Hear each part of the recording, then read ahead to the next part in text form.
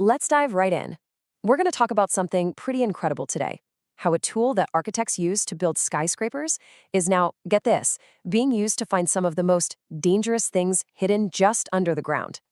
April 4th might just seem like another day on the calendar to most of us, but it's actually the International Day for Mine Awareness.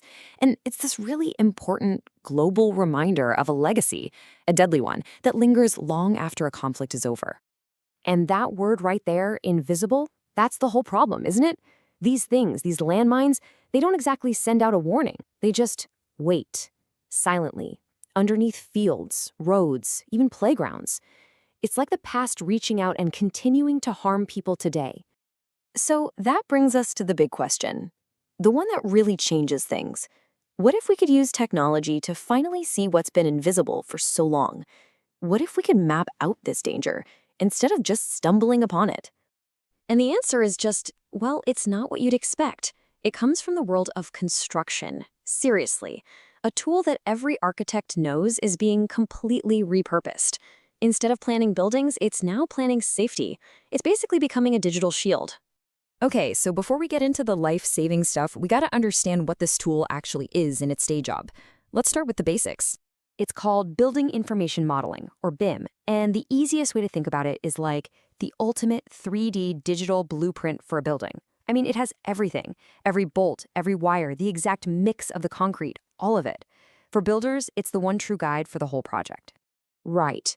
So you've got this super detailed tool for building things. Now, hold on to that thought, because this is where the magic happens. We're about to see this thing pivot in a way you just wouldn't believe, from building buildings to protecting people. Just look at this comparison. It's wild. On one side, you've got BIM's normal life, right? Designing buildings, tracking materials, making blueprints, standard stuff.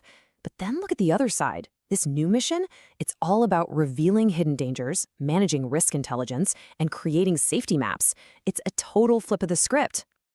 So it's not just about building materials anymore. Now it's about building a map of risk. Let me give you an example. Say a crew is about to start digging somewhere. They plug their plan into the system. Instantly, the system checks that plan against a map of areas that have been cleared of mines. If their dig site even touches an uncleared zone, bam, the permit is frozen. A supervisor gets an alert. It stops the danger before a shovel even touches the dirt. That's what we mean by risk intelligence.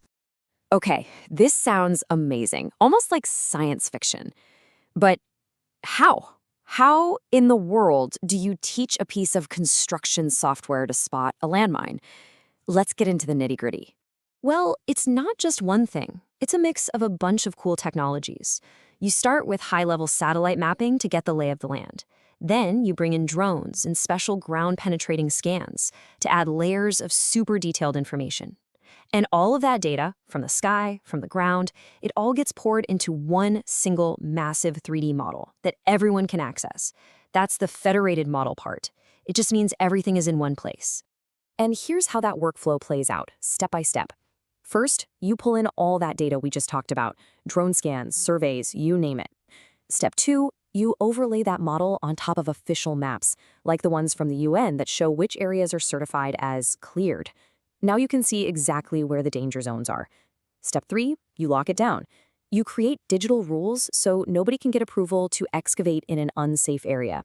And finally, you can even run simulations, basically practice runs, to figure out the absolute safest way for your teams to get the job done. So when you boil it all down, this system gives teams 4 superpowers, really. They can see the risk before they start, they can embed the all-clear certifications right into the digital map, they can automatically control who digs where, and they can proactively protect their workers.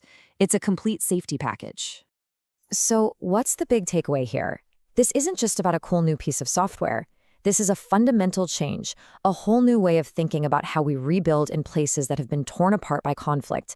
It's a new paradigm. And this is it. This is the core idea. For so long, safety in these places relied on, well, on hope, on old paper maps, on people's memory. It was all assumed. But not anymore. This makes safety something you can verify.